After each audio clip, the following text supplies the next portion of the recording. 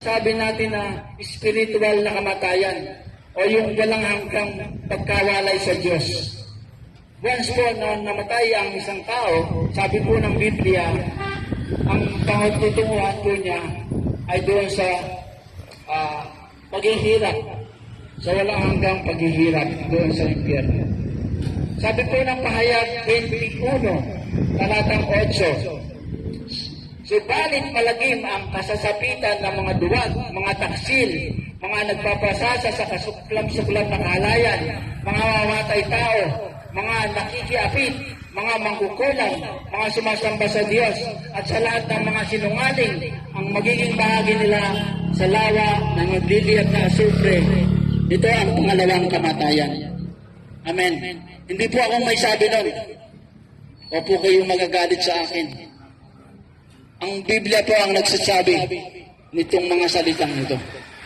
Nais lamang po namin ipaunawa sa inyo o paintindi sa bawat isa atin na napakaganda po ng ino-offer ng Panginoong Jesus. Amen.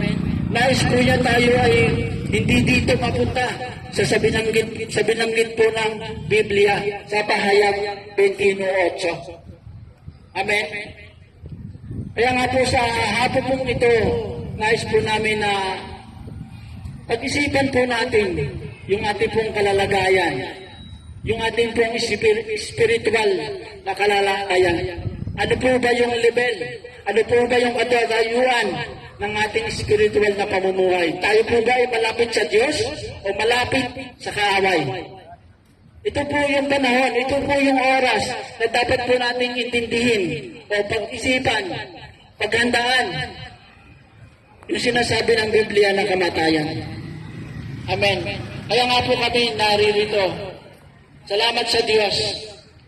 At binigyan niya po kami ng lakas ng loob, ng tapang upang ipahayag po ang mga bagay na ito sa inyo. Mahal po tayo ng Panginoon, mahal po tayo ng Diyos, kaya ayaw po niya tayong mapahamak. Kaya nga po inaalok niya yung buhay na walang hanggan sa pamamagitan po ng Panginoong Jesus. Narinig naman po natin yung binasa ko kanina sa Pahayag 21:8. At ito po yung napakalungkot na kasasapitan ng tao kung hindi po siya maniniwala sa Panginoong Jesus. Amen.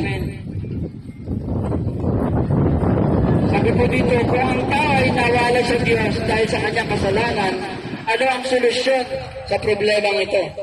Meron po palang solusyon sa problema ng kamatayan. Sa kasalanan, meron po palang solusyon.